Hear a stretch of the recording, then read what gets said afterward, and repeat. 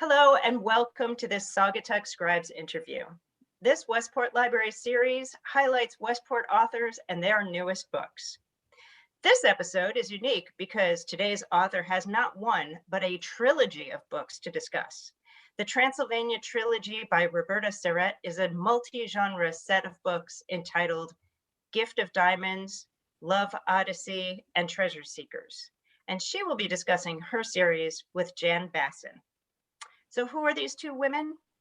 Roberta is the founder and executive director of the non-governmental organization at the United Nations, International Cinema Education Organization, and the director of ESL and film for the Hospitality Committee of the United Nations. She also teaches at New York University and has published various articles in Film Review for the Journal of International Criminal Justice and Oxford University Press. Jan Bassin is a writing teacher, program designer, and event planner in the literary arts. She is the founder and director of the community writing program called the Writers' Workshop at the Westport Center for Senior Activities, and also helped create the intergenerational writing programs, Shared Voices, and Write Together, and also Westport Library's own Write Here. So without further ado, take it away. Thank you. Thank you, Jennifer. I want to thank you first for giving me the opportunity to get to know Roberta a little bit. We had a couple of quick conversations before this meeting, and I want the audience to know we are speaking with a really fascinating woman today, with fascinating mission and now fascinating trilogy. So I'm very excited. Roberta, thank you for speaking with us today. Thank you. I'm so honored. This is wonderful. So I'm just going to dive right in without giving too much away. I'm going to hold up the book so everyone can see this beautiful book. This is the first book in the trilogy, as Jennifer mentioned. Without giving too much away, give us just a little bit of a taste of what Gift of Diamonds is all about. Well, it's about a lot of things, as you know, but basically it's a story of a 17-year-old girl, Mika, who lives in the area of Transylvania, and her parents have been arrested. And she knows she's going to be next, and she has to escape. And she has to escape alone. And she remembers that her father had always given her directions. If there's a problem, he has diamonds hidden in the basement, and she should take the diamonds and go. And that's what she does. She takes her bicycle in the middle of the night. The town where she lives is not far from the Hungarian border. So it takes her about 6-7 hours by bike. She gets to the Hungarian border, she gets on the train, and she's on her way to Budapest with the hope that these diamonds that she holds will be able to save her, and then she'll be able to save her parents with the diamonds. But she remembers that her father said they also may be cursed. Yeah, thank you. That's exactly the kind of thing I was hoping for. And tell us a little bit about, we get to know Mika, your protagonist, your wonderful protagonist, in a stretch of her life, right? So we get to know her. Tell us a little bit about the ages. You know, we start at one place, and give us a little bit about how we get to know her over what part of her life. Well, the prologue begins in which Mika is returning to Romania in 1989. And she's remembering how she escaped in 1965. So we have about 24 years. And she leaves when she's 17 years old, and she's getting back. I have to do my mathematics, so it must be in her 40s. Right, 24. Yeah. 24, whatever. 24 years, I think you say, yeah. Yes. And she returns as a middle-aged woman who is now established in New York City, married with 2 sons who are twins. So we do have the feeling of how she left as a young teenager and her voyage, how she becomes a mature woman. And she's remembering, and she's also finishing her voyage at the same time. Yeah, and that was, I think, such a beautiful part of the book, was encountering her as a teen and even a little bit before, and watching her growth and development as a woman, as a human, in all of these different settings. Tell us a little bit about the places we travel to. The places are very exotic and they're very real. They're very, very real. Of course, it's Romania, but in particular, it's Transylvania, which is a section that has the Hungarian and the Romanian flavor to it. It's of period of the Gypsies. It's the period of Dracula, and it is Budapest, also full of music and full of color, and the American embassy, which offers her the possibility for freedom to get a visa. And she works at the embassy for 6 months as a translator because she speaks Hungarian and Romanian and English all very well, and they need her services and she wants to help. And it takes 6 months until she can get the visa and all the clearance. And then she goes to New York to her uncle, who's supposed to be the rich uncle in America. And she has these diamonds that she can't wait to sell at Sotheby's.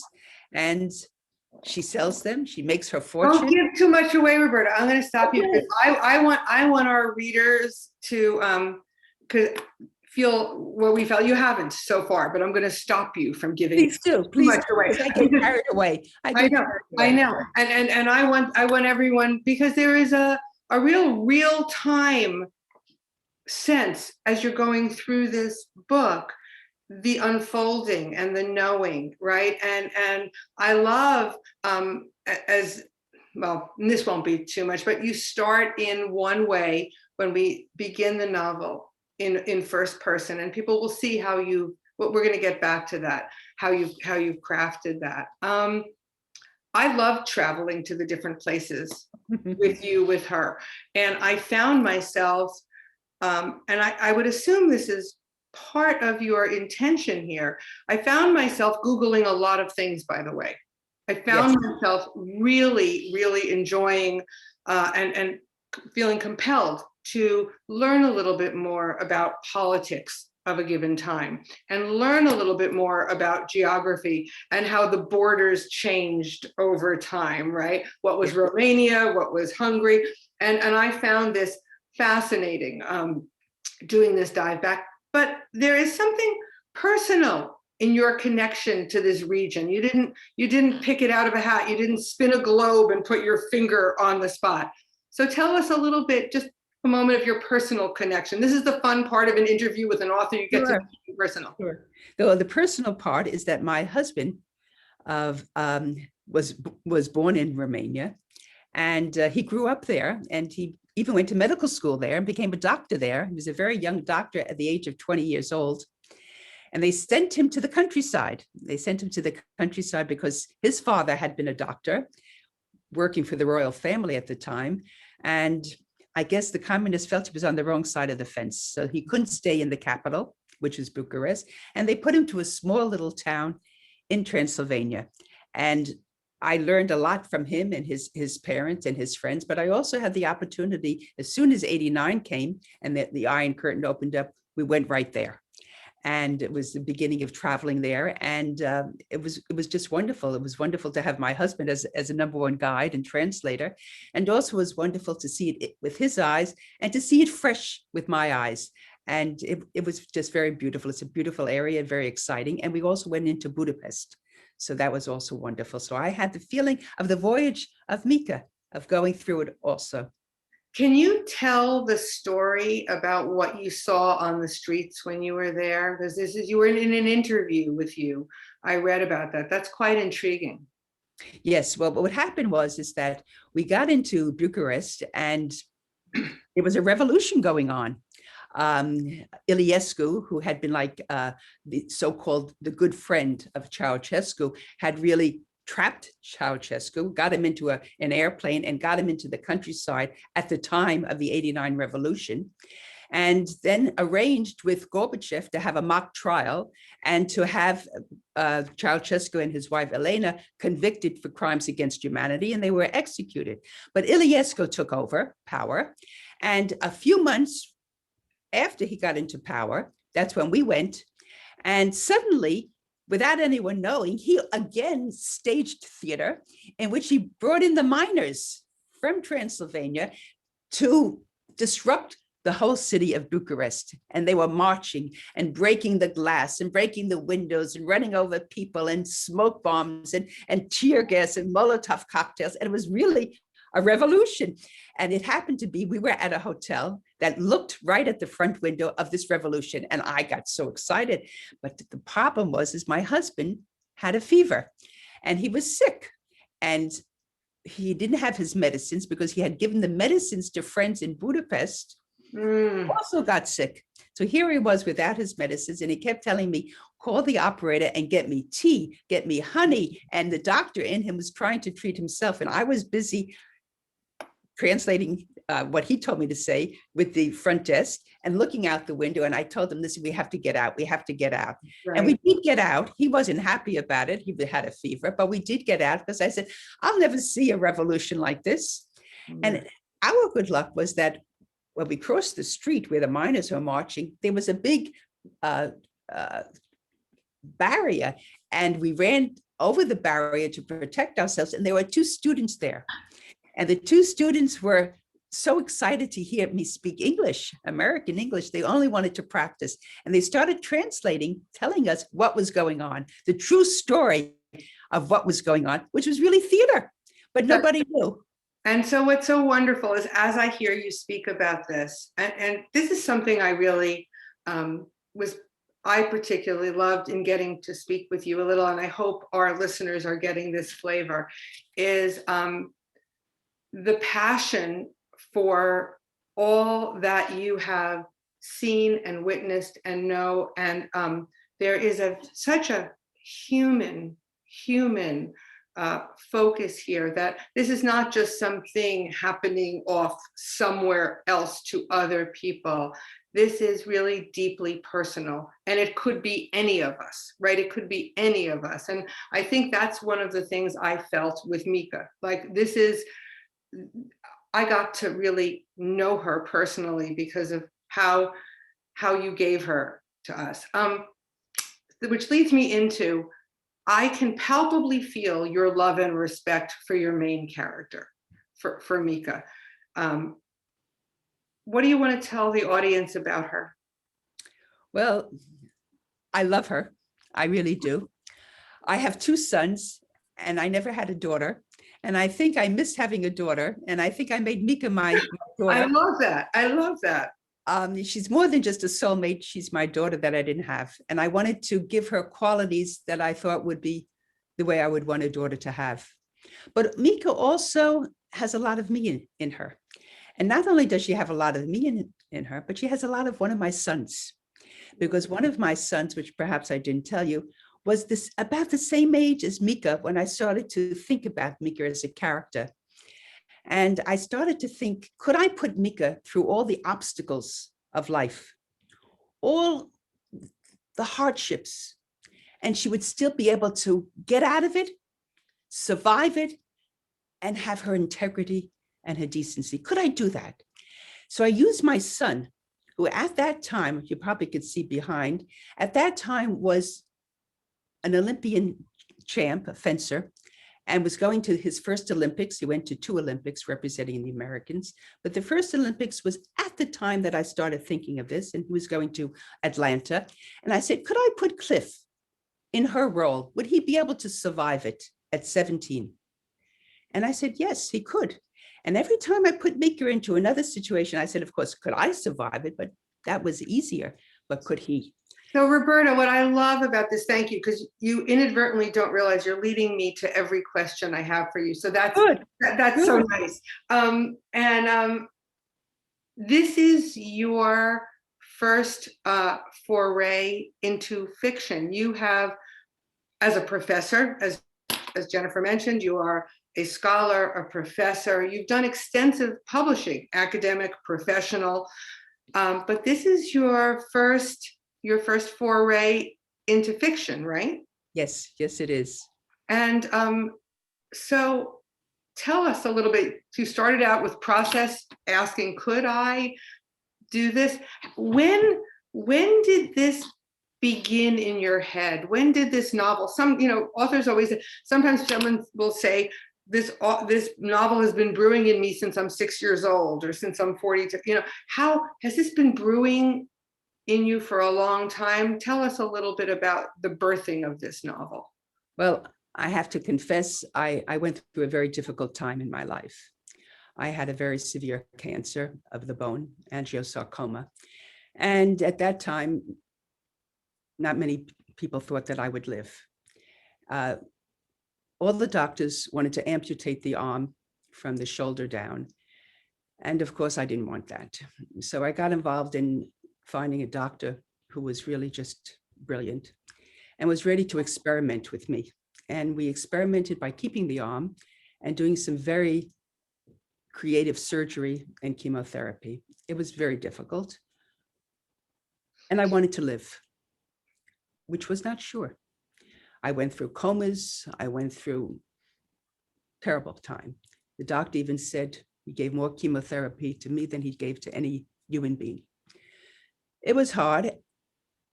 And I wanted to survive it because I had 2 children, a wonderful husband. I had a wonderful life. I didn't want to lose it.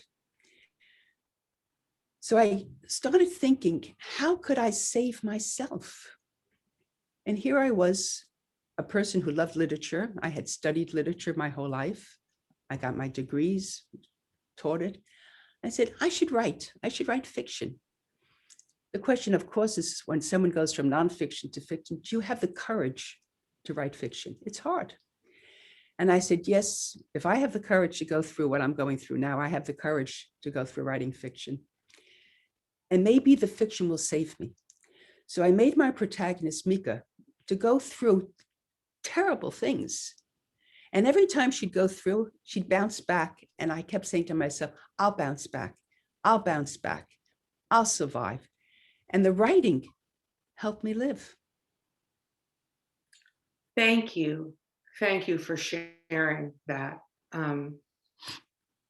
Thank you for that generosity and that vulnerability. I think that is what a testament to writing and to you, to both. Suffering. It came from suffering and something inside. I can't explain it, but I think that to write fiction, you can't be happy to write fiction. You can't be. There's something, it comes from suffering and the desire to give peace to that suffering. The suffering becomes an impetus, it becomes an energy, a force. Consciousness. So now I'm going to jump down to a question I was going to ask you later, but you gave me the perfect opportunity to talk about art and the value of art. You have lived your life with reverence for art, for Yes. all art. Yeah, right? So Yes. a professor with your doctorate in comparative literature, a professor of film studies as well. I mean, and using this in real life. I mean, I want everyone to get to know your work because it's really quite incredible. There is a wonderful essayist, nonfiction writer. Her name is Elena Passarello. I think she's one of my favorite authors. And I heard her speak about native art forms in writers. And she says she believes, and she was an actress first, a singer first, that all writers come to their craft with their own native art form, which will inform their writing. And so in her case, right, it was acting and singing. And it is the art form you are extremely passionate about and become very proficient in. And I am not the first person to say that this is a very cinematic novel. This is a very, the reviews said it. I mean, I said it to myself and then I read reviews, and yes, this is what, I mean, it is set magnificently in scene with beautiful, compelling dialogue, and you take us places. So how do you think your love of cinema has informed this? Or speak to a little bit about native art form and your reverence for art. Well, I believe very much in hybrid art. And hybrid art for me is the mixing of all the senses and of all the art forms. And I love them all, as you said. I also love music. and you probably felt music was in this. I love the gypsy music. I love the Russian music. I love the music that Mika gets in to do her ballet and to do her dance. So it's not just the cinema, but cinema has music as the background, and very important too.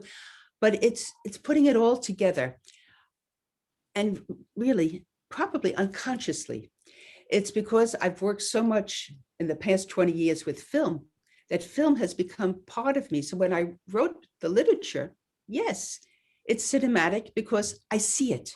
I see it as I would see a film, and yet it's literature. So it becomes like hybrid, and I'm mixing it all together. I love that, because Mika dancing, and you talk about her, you really describe her as she dances and what dancing does for her and what performing in the theater does for her. And you're right, the music is playing, filled with the senses. By the way, I found myself wanting to learn more about the foods you mentioned in the countries and where, as soon as the pandemic is over, how am I going to somewhere to eat these foods? So there's a lot of art mixed with sensory experience in this book. You were very, very crafted there. How hard was it to go from a life of non-fiction writing to fiction? Very hard, very hard. And that's why I said before that when I was sick, I said to myself, if I have the courage to go through what I have to go through to get well and then to live and to recoup my life, get it back, I have the courage to write fiction. To write fiction, you have to bare your soul. You have to open yourself up. You have to take the criticisms. You have to believe in yourself. It's hard. I love that you are talking about the courage to be a fiction writer. I love that. And I will say that readers, and I'm going to hold the book up again, readers of historical fiction will love this, but not only readers of historical fiction. And I think that would be sort of an easy thing to think, oh, historical fiction, that's what this is. And I hope Roberta has really illuminated the fact that it's not just that. It is that, and then it's also much, much more. So before I get to more process, I have to ask the trilogy question. Did you know from the start, as the ideas came to you, this would have to be a trilogy? Talk to us a little bit about how that happened. Not at all. Not at all. All I knew was in the beginning, I was going to write about Mika and use Romania as the background because I fell in love with it. And I thought it was exotic, which it is, and very beautiful with the mountains and all the beautiful nature. And then as a first novelist, I was not getting good results from agents or publishers. And it was a little discouraging, but I said, oh, doesn't matter. I'm enjoying this. I discovered something that is fun for me, that I really love. So I'm going to keep writing. So I went on to another novel, Love Odyssey, and it's another period of time. Now it's 1989. And I decided that I would make Mika have some friends. Mika needs some friends because she's such a wonderful person and they all have to love her. And she's going to help them all because she's got this great wealth now from the diamonds. Not only is she going to save her parents, but she's going to save her friends. And I gave her 3 other friends. And the next book, Love Odyssey, is about Anka, her next friend, how Anka escapes, totally different from Mika, but they wind up together in New York. And then her other 2 friends in the 3rd book, Marina and Christina, and how Mika does help them. She buys them out of Romania because they're ethnic Germans. And at that time, Ceausescu wanted to get rich. So he was buying the ethnic Germans and was buying out the Jews. So he was selling these people for gold. And so I get Mika involved in all of these sales and all of her friends. And I kept going. And Love Odyssey, which I think is also good, they didn't want it.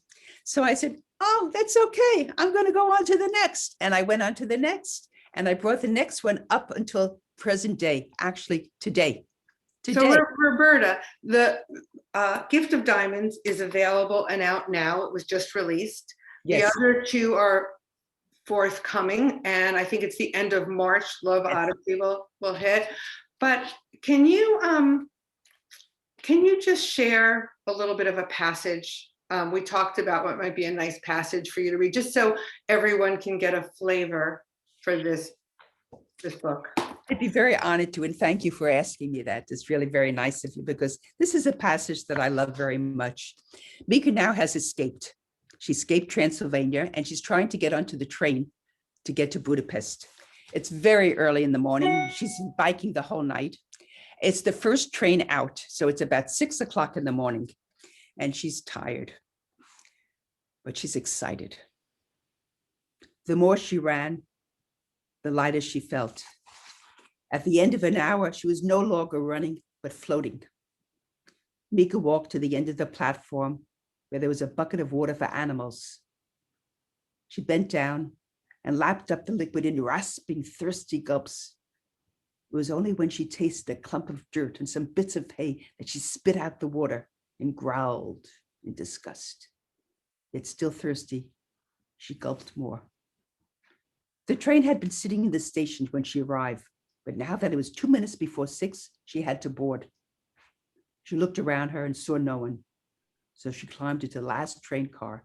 It was full of cattle. As she moved through the hay, 2 cows mooed. She feared they'd give her away. Shh, he whispered and patted them as if they were friends. She gave them some straw and hay from the floor, which the cows placidly accepted as a bribe. Perhaps they didn't realize she was a person at all. She smelled no different from the other animals in the stall. She burrowed her small body into the straw, closing her eyes and savoring the warmth. She had been outside for hours, and only now, surrounded by the animals, did she let herself relax just a little. In the wooden wall of the car, there was a small round hole for air, the same size as her eye. As the train started to move, she leaned against the opening to watch the hills and mountains of Transylvania pass by. She was leaving her country, her home, probably never to return. Roberta, thank you. Thank you. It's a beautiful passage. And it will give your listeners today something of what is at stake in this novel. It's a lot at stake. And even if we haven't experienced any of what Mika has experienced, we can equate it to things that are at stake for us in our own lives, which is something I love here. Before we, and I'm looking at time, and I know I could talk to you all day, and it has been a pleasure to talk to you. But just some real quick things to give our listeners some inside information. Who are your biggest literary influences? I love Flaubert. I studied French literature. I love Edith Wharton. She inspired me to use architecture for the structure of my novel. I love Virginia Woolf, because Virginia Woolf only wanted truth, and she only wanted to express truth, and she gave up so much to reach it, and she too suffered to find it. I love Flaubert. I love Dostoevsky. I love James Joyce. Oh, I can go on. This is wonderful. I give your listeners and readers a sense of all of the beautiful intake that you've had to help put into here. And as you said it, I can feel it, and I love that. Tell us a little bit about your process. Writers always like to know about other writers' process. So she did confess to me that she rises, I think, before dawn, right? Is that what you tell me? But tell us a little bit about your writing practice and process. Well, I write by hand. And I write everything by hand. And I read it over and I try to edit it a little from hand. And then I go to the computer and I type it. And then after that, I edit it again and I edit it again and I edit it again.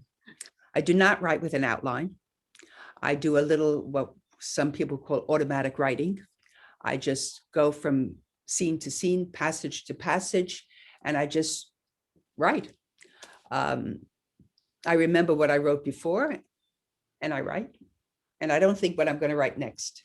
Oh, I love that. I love that. That's always so interesting to me because some people are, I mean, the process is so different for people. So some people write everything comes directly from the outline, and other writers, I think Stephen King says basically, if he's not surprised about what's going to come next, the reader will not be surprised either. And so it's interesting to hear that. So what piece of advice might you give to other would-be writers or writers who have never been able to see a novel that's been in their head to fruition? Have any advice for those people? Well, fruition, yes, it is in their head, because when they finish it, it's fruition, it's finished. I would say that writing is an art and writing is a pleasure. It gives joy. It's something that's very personal for the writer. The writer should write for the writer and for this pleasure, because we don't have many pleasures in life. And if we have that pleasure, that should be enough. I would say, just keep writing, just keep writing, just keep writing. And the more one writes, the better one becomes. Don't give up. Believe in yourself. Believe what you want to say is something you're going to share. But the most important thing is only be true to yourself, because a reader will know if it's not true. Well, I will say that as a writing teacher, I can't imagine anyone giving better writing advice than you just gave. At its core, underlying message in The Gift of Diamonds. The core. The core is, unfortunately, we live in a difficult society. We live in a difficult world. And I think that COVID emphasized this. There are a lot of obstacles. Everyone, no matter what time, no matter what age, no matter how rich, how poor, no matter where they are, they have obstacles. They have problems. Life is hard. But there's nothing better than life. There's nothing that can substitute. Life is beautiful. And Mika wants to survive. She wants this life. She wants to share it with her parents. She wants to share it with her family, with her friends. She wants to live. So no matter how much evil is around, or how many problems are around, or disconnect, or dysfunction, or whatever you want to say, the thing is you have to keep going. You got to keep plugging. Look for the good. Enjoy the good. Take the good. Forget the bad, and live. Thank you for that. There is so much humanity and decency in this book, and I thank you for my journey with it as well, and sharing that with us. Just beautiful. Well, I want to thank you. Before you cut me off, I want to thank you so much, because you have been so good. You've asked the best questions. You got to the core of it, and you understood what I wanted to say. And I appreciate that, because I'm so grateful that you were able to see it. And thank you. Well, that touches me. And we have to thank Jennifer as well for making sure we came together. And this is part of a community program, right? How beautiful that in community, we get to find each other, and through your book as well. Roberta has a spectacular website, transylvaniantrilogy.com. You'll find out a lot, you'll learn a lot, and I'll pass this back to Jennifer so she can tell everyone how to get this wonderful book. So thank you, Roberta. Thank you, Jennifer. Thank you. Well, I'm going to say thank you again. Thank you for Roberta and Jan for sharing your time and your stories with us. This sounds like a trilogy that many of us will be able to fall into and possibly not leave our sofas for some time as we read them all together. So For you at home watching, remember you can order Gift of Diamonds, Love Odyssey, and Treasure Seekers online now. You'll have to wait to get some of them because they haven't actually been published quite yet, or borrow them from the Westport Library. For more author videos and events and information about the Westport Library, of course, please visit westportlibrary.org. Thank you both. Thank you. Thank you. Bye, everyone.